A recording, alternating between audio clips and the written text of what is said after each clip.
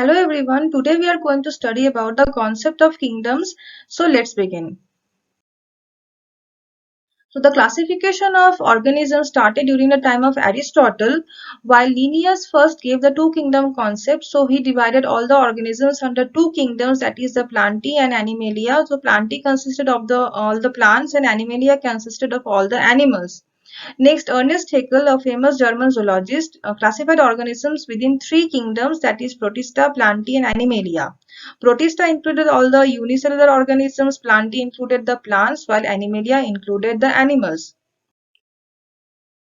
Next classification was given by Copeland, and he gave the concept of four kingdoms, that is Monera, Protoctista, Plantae and Animalia.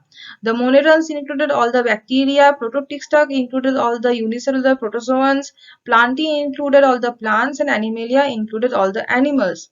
The next concept was given by Whittaker, and he proposed the five kingdom concept. According to Whittaker, all the organisms present on the surface of earth were divided into five kingdoms, that is Monera, Protista, fungi, Plantae and Animalia.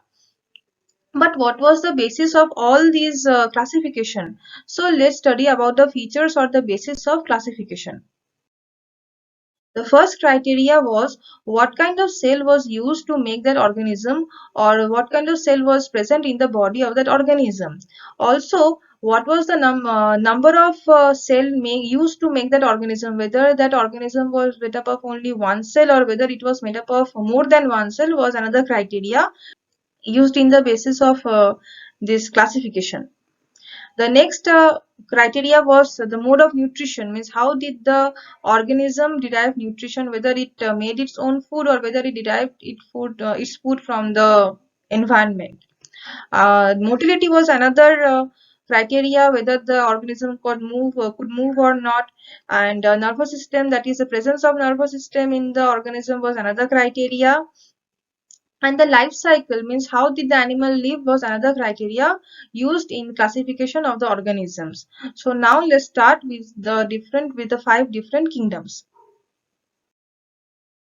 The first kingdom is Monera. All the organisms in this kingdom were simple and prokaryotic in nature. That means they were of the primitive type. That means prominent nucleus was absent in the cells, and the nuclear material was found in the cytoplasm. Also, these monerans were one-celled organisms. They were made up of only one cell, and these monerans are found in all the habitats. That means they can be found in water, on land, and even in air.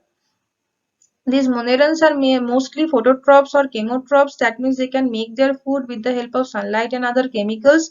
So they are autotrophs, while some heterotrophs are also present who derive nutrition from other sources. The size of the monerans is also very small. They range from 0.1 to 10 micrometer in length and 3 micrometer in breadth.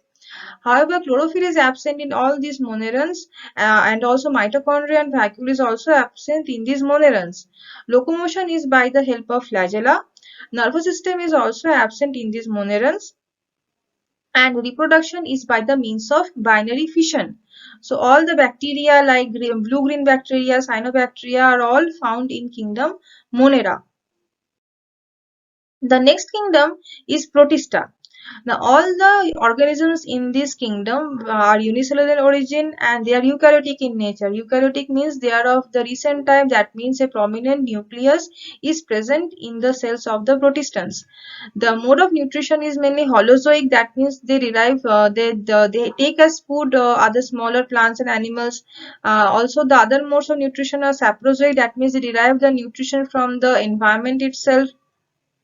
Also, they can be holophytic in nature. That means they can make their food, or parasitic in nature. That means they can derive their food from other living organisms. Now, locomotion is by the means of cilia, flagella and pseudopodia in all the organisms found in the kingdom Protista. These protistans, means the cell of the protistans had almost all the cellular organelle like nucleus, mitochondria, Golgi body, endoplasmic reticulum. Everything was present. Now, mainly the nucleus found in the organisms of kingdom Protista were found in different numbers. Means the nucleus may be 1 in number or 2 in number, or even more than 2 nucleus was found in some organisms in this kingdom. The mode of reproduction in the protistans were mainly by the sexual or asexual type, and these protistans can be found in fresh water, they can be found in seawater, and they can be also found in soil, and mainly the diatoms and protozoans are included under this kingdom. The next kingdom is fungi. So these fungi means all the organisms under this kingdom are mainly multicellular in origin. That means they are made up of more than one cell and they are eukaryotic in nature. Now the body of all the fungi is composed of sinusoidal hyphae. The sinusoidal hyphae is used to absorb nutrition from the soil. However, chlorophyll is absent in all the fungi. The cell wall in the cells of the fungi are made up of mainly chitin or fungi cellulose, and food is stored in the fungi in the form of glycogen and fat. These fungi are mostly non-motile, that means they cannot move from one place to another. They are attached to the soil, and reproduction is by mainly vegetative method or sexual method or asexual method. So all the kinds of fungus that we see around us are included under this kingdom. The next kingdom is plantae. So as by the name you can understand that all the plants are included under this kingdom. So plants, as we know, are multicellular in origin, that is they are made up of more than one cell. They are green in color because chlorophyll is present, and the cell wall of the cells in the plants contain cellulose. The food in the plants are stored in the form of starch, and these plants are mainly autotrophs. That means they can make their own food by the process of photosynthesis, where they use carbon dioxide from air, water, and make their food in the presence of sunlight. These plants can be aquatic as well as terrestrial, that means they can be found in water or on land. And some of the plants are parasitic in nature, that means they derive their nutrition from other living plants, while some plants are symbionts in nature, that means they live in a symbiotic relationship with other plants. The mode of reproduction in all the plants are mainly by vegetative method or sexual method or asexual method, and this plantae kingdom contains all the multicellular algae, the bryophytes, the pteridophytes, the angiosperms, as well as the gymnosperms. The next kingdom is Animalia, and all the animals are included in this kingdom. So animals, as we know, they are multicellular in origin. They are made up of more than one cell.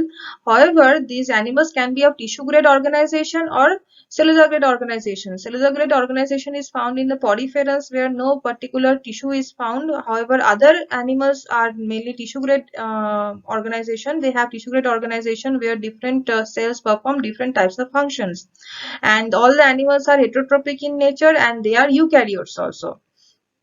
Now these animals have body wall, and this body wall can be they can be two layered, that is diploblastic, consisting of ectoderm and endoderm, or body wall can be three layered, that is diploblastic, consisting of ectoderm, endoderm, and mesoderm. The mode of nutrition in all the maximum animals is holozoic in nature, that means they derive their nutrition from other smaller plants and animals. They are mostly motile, means animals can move from one place to another. However, some sessile animals are also found who remain attached to the substratum. One very important point is that nervous system can be found in the all the animals, and the next point is that the animals can be aquatic or they can be terrestrial, that means they can live in aquatic habitat or they can live on land. And the mode of reproduction in all the animals can be divided into three types, that means they can reproduce by budding, or they can reproduce by sexual methods, or they can reproduce by asexual methods. So actually under this kingdom Animalia 34 phyla are found, which ranges from the poriferans till the to the chordates. So this was all about the 5 kingdoms that was proposed by Whitaker. Now we shall discuss about the difference between protozoan and metazoans, which is very important and it often comes in exam. So let's discuss what are the differences between protozoans and metazoans. The first point is that protozoans are unicellular in origin. They are made up of only one cell. Metazoans are multicellular in origin. That means they are made up of more than one cell. Since the protozoans are made up of only one cell, they are microscopic, so they can be viewed only with the help of microscope. They cannot be seen with naked eye. Metazoans are made up of more than one cell, so they are slightly larger than the protozoans, so they can be seen by naked eyes.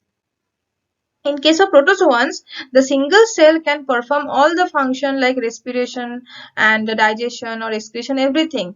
However, in metazoans, different cells perform different function.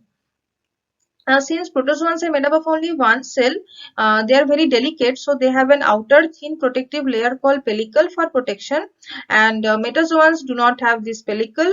In case of protozoans, digestion is intracellular, it takes place within the single cell. In case of metazoans, digestion can take place within the cell or it can take place outside the cell. So digestion can be both intracellular in nature and extracellular in nature. Next is food vacuole is present in the protozoans. However, food vacuole is absent in the metazoans.